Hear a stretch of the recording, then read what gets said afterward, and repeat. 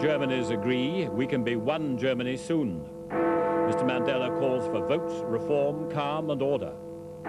Labour tells Mrs. Thatcher, you should be in prison. The fishermen who say they suffer from the polluted sea. And the eye and the stump that's better than any batsman's. Good evening. The leaders of the two Germanys agreed today that their countries will soon be one. The West German Chancellor, Herr Helmut Kohl, said unity is finally possible. And the East German Prime Minister, Herr Hans Modrow, said unity is drawing nearer. They started work on uniting their currencies. The four wartime Allied powers, the United States, Soviet Union, Britain and France, are likely to meet the two Germanys to set the terms for unification. The European Commission wants all the community powers to meet. Hans Modrow, the East German leader in the West German capital Bonn today. It's the sheer speed with which the two Germanys are coming together which is driving so much else now. Today, for example, Herr Modrow talked to Chancellor Kohl about the possibility of the two countries joining their currencies and their economies together. They stopped short of actually deciding to do so, but Chancellor Kohl did say that a joint commission would start work on the idea.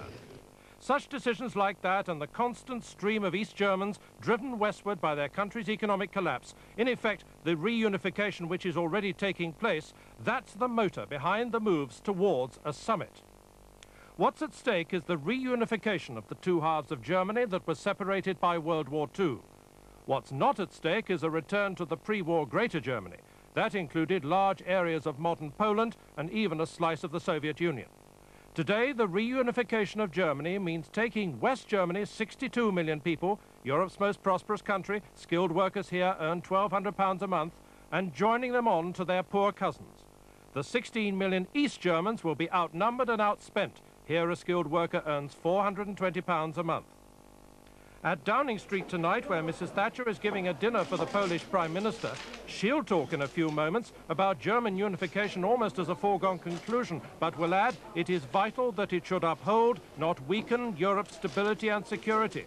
So, Mrs. Thatcher will continue, it must be very carefully worked out in full consultation with Germany's allies and neighbours. But which allies and neighbours?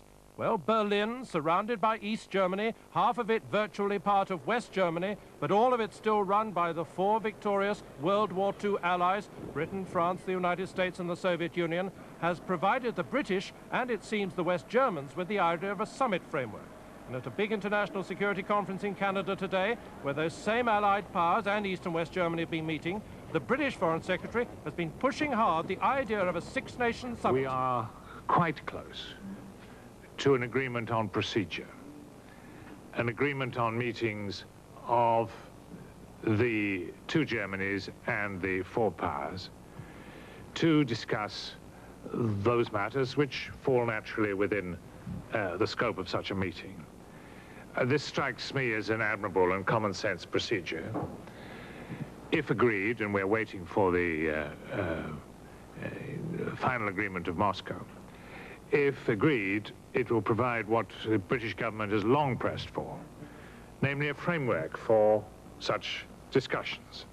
All of that will be on the agenda when Mrs. Thatcher meets the West German Foreign Minister, Mr. Genscher, here in London tomorrow, as will the problems about bringing East and West Germany back together again. Will there be Western troops in East Germany now, as well as Eastern Bloc ones? Or should there be no troops there at all? Michael Brunson, News at 10, Westminster.